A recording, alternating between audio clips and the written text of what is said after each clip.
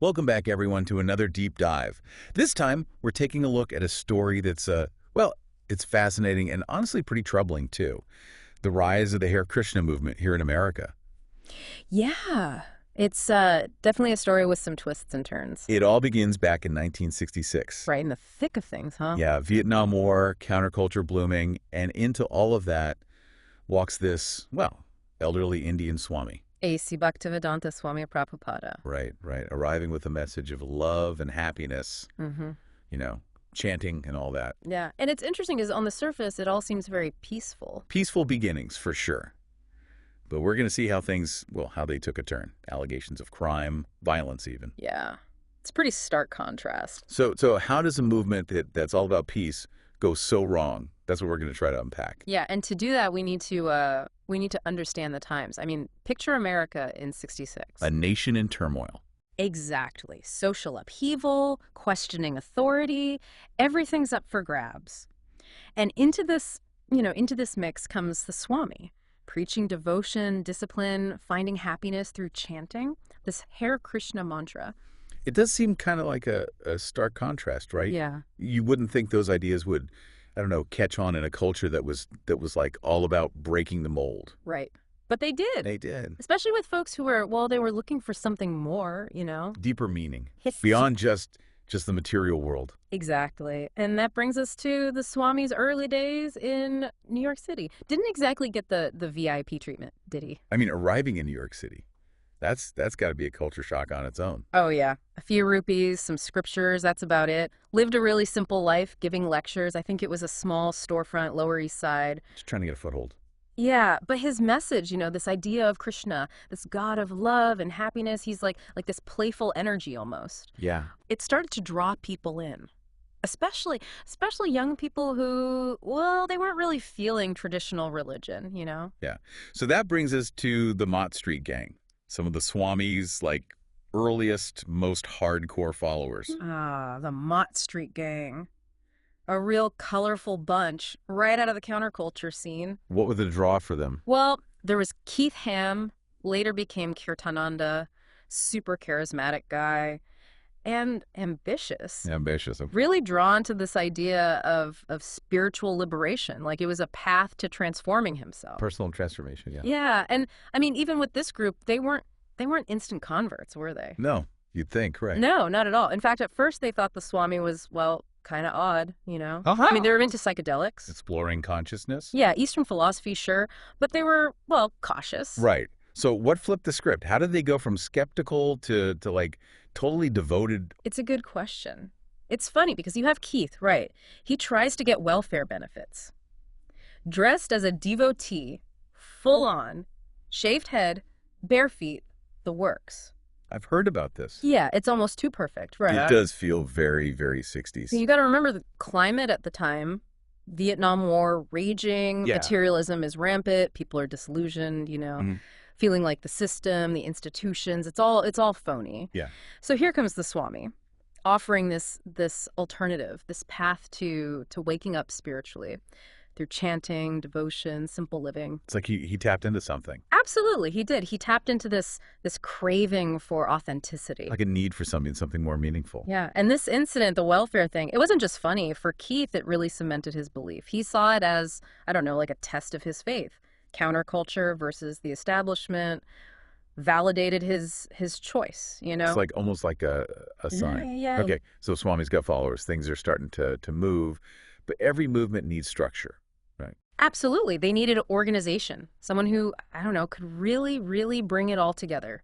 And that's where Hans Carey enters the picture. Right, right. Later known as Hamsaduda, key player in shaping how the movement grew. Exactly. Hamsaduda was, well, he was disciplined, practical, brought a lot of organizational skills to the table. So how did he do that? What were his methods? Well, one of the things he introduced was, well, it was this conch shell ritual for fundraising. I got to be honest, I've always been a little curious about that. It does sound a little out there, right?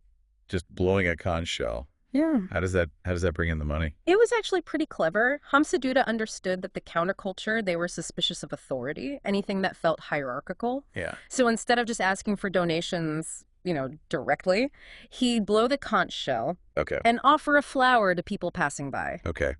And if they took it, then he'd talk about Hare Krishna, invite them to donate.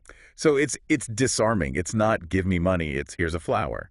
Exactly. It played on their curiosity. Ingenious. It was. And it worked. It did. The conch shell ritual, it became like a signature. Trademark. Yeah. And it helped them grow, expand to other cities.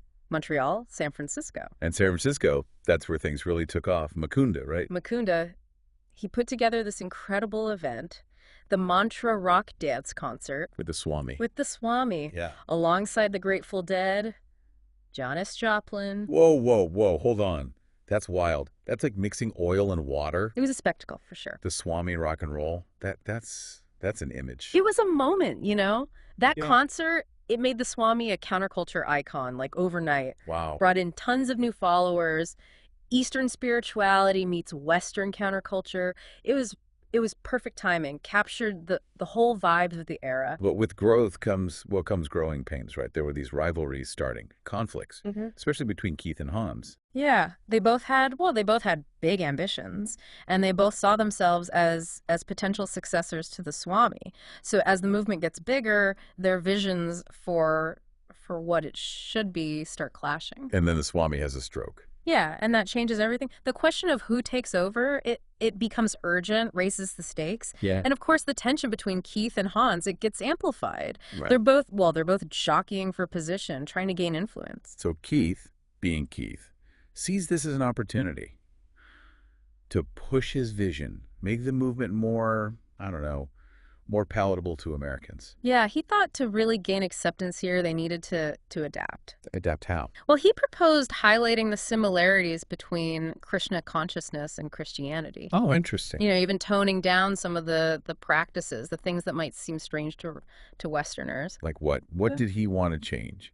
What was he seeing as a barrier? Well, the chanting, for one. He thought they should focus more on philosophical discussion and the strict diet, the traditional clothing. Ah, okay. He felt like it was all, I don't know, too much of a barrier to entry, you know? Yeah, he wanted to modernize it. Exactly, make it more accessible. But the Swami wasn't having it. No, he wasn't. The Swami was, well, he was deeply rooted in tradition. Right. Saw Keith's ideas as diluting the message. Yeah, compromising. Yeah, compromising. And that created this rift, a real fundamental difference in how they saw the future of the movement. Okay, so you have this rift, and then the Swami decides he's going to India to recover. And he takes Keith with him. Yeah. It's complicated, right? Oh, I bet. On one hand, the Swami initiates Keith as a Swami, a huge honor. Fuels the ambition even more. Right. But there are disagreements, they don't go away, and the tension, it just keeps building. So you've got Keith, now a Swami himself, Yeah. feeling validated, butting heads with the founder. What happens next? That's where we'll pick up in part 2 of our deep dive. We'll see how these conflicting personalities, their clashing visions, and Keith's growing ambitions set the stage for a real dramatic confrontation, one that's going to have lasting consequences. So we left off with Keith, now a Swami himself, coming back to America from India. And he's got this growing sense of ambition, you know, and his vision for the Hare Krishnas, it's different from what the Swami wants. A recipe for conflict. Oh, yeah. And that difference of opinion, it's going to lead to a real break. Okay, so what happens when Keith gets back to the U.S.? Does he just, try to put his ideas into action? Yeah. Even though the Swami wasn't on board? He does. He comes back to New York, convinced he knows what's best for the movement, especially here in America, and he starts gathering support. Devotees who, they share his worries about how strict the movement is. This idea that it's, too foreign, you know. Like he needs to fit in more. Exactly. And the Swami sees this as a direct challenge. I mean, he's still recovering from the stroke, right? But he's not going to back down. He sends letters to Keith, tells him to drop it, to be loyal to the original teachings, but Keith. He's not budging. Nope. He's a Swami now, right? He's emboldened, thinks he knows better, refuses to listen. So it's standoff. Founder versus, his star pupil. What happens next? Well, it ends in a split. The Swami sees Keith's actions as a total betrayal, kicks him out of the movement. Wow. That's got to be a blow after everything Keith put into it. It was. But Keith, he doesn't just walk away. He still believes he can lead. even if it means going outside the official channels. So what's he going to do? Start his own thing? Pretty much gathers his loyal followers, sets up shop in West Virginia, the hills of West Virginia. New Vrindavan. And we know that's gonna be a whole other story. Oh yeah, New Vrindavan starts with these utopian ideals, but it becomes, well, it becomes infamous. So what was the initial vision? What were they trying to create, and how did it go so wrong? In the beginning, they wanted to create this utopia, a place where devotees could live simply, practice Krishna consciousness, be self-sufficient. Sounds idyllic. Right. They built everything. Temples, farms, a school even. And it drew people in, people from all over who were, I don't know, they were looking for an alternative. To the mainstream. Yeah, exactly. They wanted something different. So noble goals, Yeah. but then it all takes a dark turn. What happened? Well, over time, New Vrindavan started to move away from the Swami's teachings. It became more authoritarian, closed off.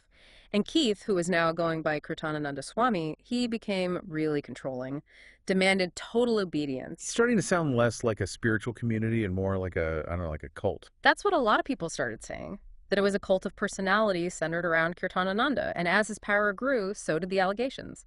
Abuse, criminal activity. We need to talk about that. The abuse, what was going on there? There were a lot of reports. Physical abuse, sexual abuse, especially towards the children living there. People who live there have talked about this atmosphere of fear. You know, you couldn't speak out against Kirtanananda or his inner circle or else. It's chilling that something that starts with such good intentions could become so twisted. Yeah. So how did it all come out? What exposed what was happening at New Vrindavan? There were a few things. One was the murder of Steve Bryant. He was a former devotee, became a really vocal critic of the community. Openly critical. Oh, yeah. And in 1986, he was shot and killed. The case went unsolved for years.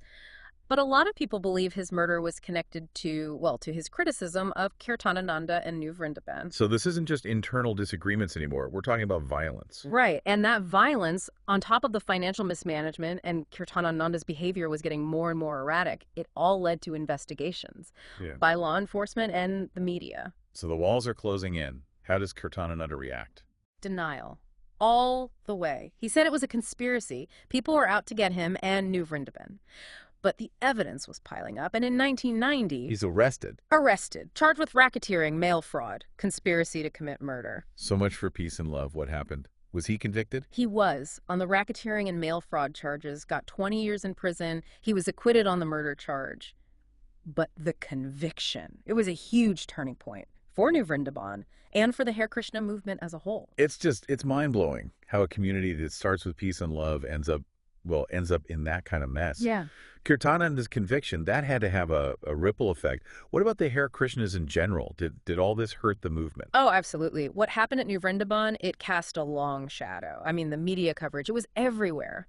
And it really tarnished their reputation. You know, this movement that for a lot of people represented hope, a different way of life. It was all kind of tainted. A total PR disaster. Oh. You go from peaceful chanting, colorful festivals to this. So what did they do? How did the movement respond? It was a time of, I don't know, like soul searching. The leaders of ISK-Con, that's the International Society for Krishna Consciousness, they knew they had to do something. Like what? Did they condemn Kirtananda? Distance themselves from New Vrindavan? Oh, yeah. They publicly denounced him, kicked him out of ISK-Con, made it very clear that New Vrindavan was, well, it was its own thing, not representative of the whole movement. But they couldn't just wash their hands of it, could they? They had to figure out how this happened in the first place. You're right. It wasn't enough to just walk away. They had to fix the underlying problem, so they started making changes to make things more transparent, to hold people accountable. What kind of changes? Well, they created policies to protect children, set up ways to report abuse, to investigate those allegations, and they really focused on leadership training, making sure everyone understood, you know, ethical behavior, that it was paramount. Sounds like they really went back to the drawing board. They had to. They had to face the fact that even a spiritual movement, even one focused on peace and love, it's not immune to human weakness. Yeah, they're a lower of power. Exactly. And what about New Vrindavan? They actually ended up cutting ties with Kirtananda completely, went through their own reform process. Trying to rebuild. Yeah, rebuild trust, become part of the Hare Krishna movement again. It was tough. It was a long road. But they were eventually welcomed back into ISK-Con. It's almost like like a redemption story, both for Vrindavan and the Hare Krishnas as a whole. It is, and it shows you the power of faith, the capacity for change, even after something so dark. Because at the core, that message of love, devotion, spiritual awakening, it endured, and for a lot of people, it still resonated, even after all the scandal. So we've covered a lot of ground here, from those early days in New York City to the rise and fall of New Vrindavan. We've seen how easily power and ambition can corrupt, even in a movement dedicated to peace. But we've also seen the resilience of faith and the possibility of second chances. It's a story that makes you think about faith, about power, about the human capacity for both good and evil. Thanks for joining us on this deep dive into the Hare Krishna movement.